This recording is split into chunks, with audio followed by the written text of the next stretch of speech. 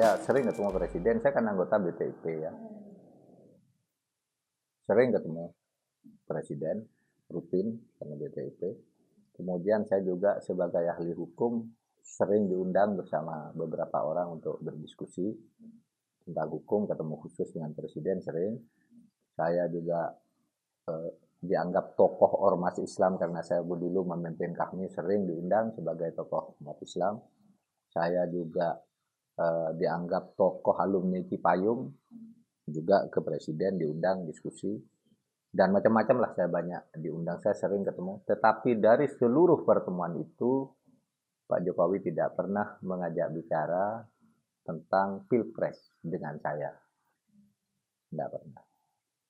Kenapa ya? Karena memang bukan lapangannya. Beliau kan punya forum sendiri untuk bicara Pilpres itu dengan siapa dan kapan waktunya, itu kan urusan Pak Jokowi ya. Kita tidak boleh ikut campur. Bahkan saya katakan kita tidak boleh mendemonstrasikan sesuatu seakan-akan ingin memaksa Pak Jokowi. Wah, saya didukung oleh ini, itu, dan sebagainya. Pak Jokowi itu sudah punya data detail. Kamu Anissa misalnya ya, Pak Jokowi sudah tahu ini didukung oleh sekian persen atau muda Muhammadiyah, sekian persen seluruh Muhammadiyah, NU yang mendukung sekian, masyarakat NU. Itu sudah detail itu, angka-angka Pak. Iya, sudah punya Pak Jokowi, tidak bisa ditipu. Saya didukung oleh gerakan pasukan Minak Jinggo misalnya. Sudah tahu Minak Jinggo tuh. Jadi tidak bisa memprovokasi presiden. Itu instrumennya sudah lengkap mereka. Dan Pak Presiden tidak terpengaruh dengan hal-hal begitu. Pak Presiden itu bicara soal angka survei dan pengecekan langsung oleh Pak Presiden, oleh Presiden kepada tokoh-tokoh, kepada apa gitu. Cuma jangan pernah berpikir bahwa presiden tuh bisa diprovokasi dengan wah saya itu ribuan orang sedang deklarasi mendukung saya. Itu presiden tahu bahwa itu rekayasa. Tapi presiden tahu juga yang deklarasi itu mendukung sungguhan gitu. Presiden itu kan punya BIN, ya, punya tim survei yang lebih hebat dari survei-survei survei-survei yang sengaja kerja survei. Tapi Pak Presiden punya ahli yang lebih dari itu dengan biaya yang cukup untuk melakukan survei yang sungguh-sungguh sampai detail gitu. Oleh sebab itu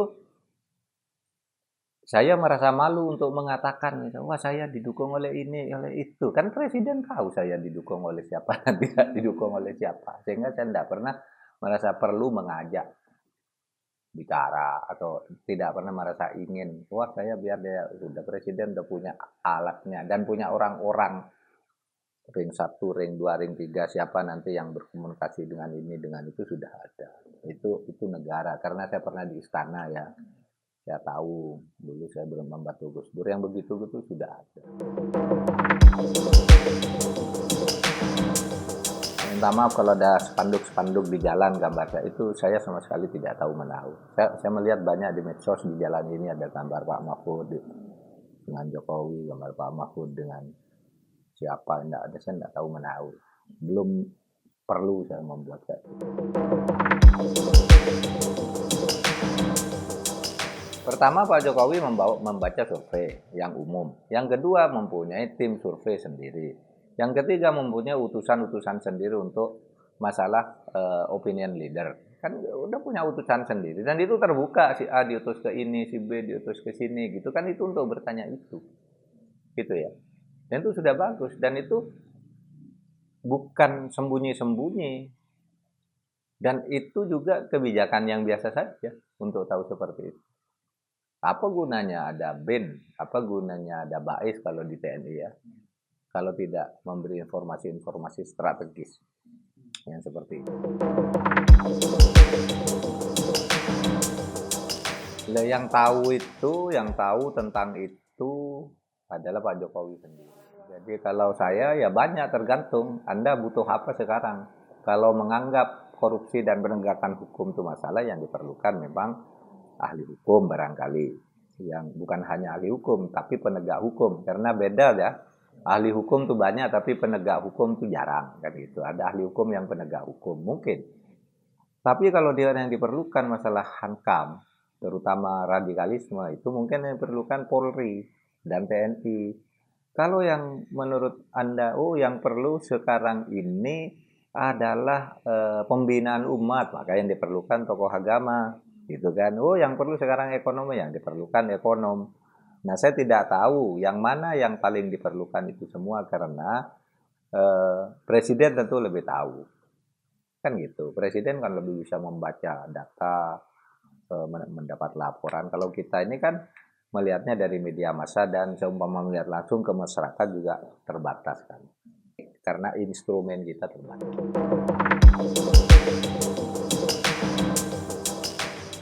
Enggak, saya tidak mau berandai-andai. Tidak mau berandai-andai. Nanti kalau ditanya, nanti baru saya jawab kepada presiden. Kalau saya menjawab orang berandai-andai kan tidak benar juga. Ya kalau Pak Jokowinya tanya, kalau Pak Jokowi tidak tanya gimana? Saya ingin mencoba sekarang sebuah tradisi politik, ikut kontestasi politik itu tidak usah pakai uang, coba sampai sejauh mana saya bisa enggak. Nanti Anda yang ngukur, bisa enggak? Saya sekarang sudah sampai pada titik ini. Saya ditawari uang oleh orang. Bapak perlu uang ini? Enggak, saya bilang. Saya akan mencoba enggak pakai uang bisa sampai ke titik itu enggak. Kalau enggak sampai, untuk sampai ke situ harus pakai uang, no. Enggak mau saya. Kalau ada yang mau mencukungi saya gitu agar sampai no, ngapain juga. Anda misalnya nawari, Pak, mau ikut, saya punya dana sekian miliar. Enggak mau saya. Seumpama. Ini politiknya harus diperbaiki.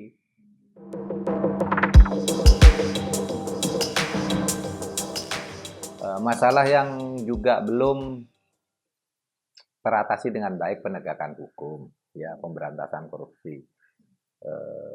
Perang melawan korupsi itu masih tidak jelas. Penataan birokrasi itu masih tertatih-tatih. Itu juga bagian dari yang harus diperbaiki. Hukum kita tumpang tindih, ya. Ada peraturan pusat bertentangan dengan peraturan daerah sehingga saling kunci gitu. Ketika mau dibatalkan tidak bisa, harus melalui judicial review dan itu lama. Sesudah dibatalkan judicial review, pengganti peraturannya belum ada gitu.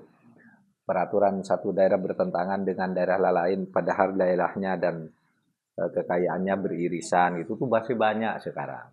Nah, itu harus ada kebijakan untuk menata itu. Penataan regulasi namanya.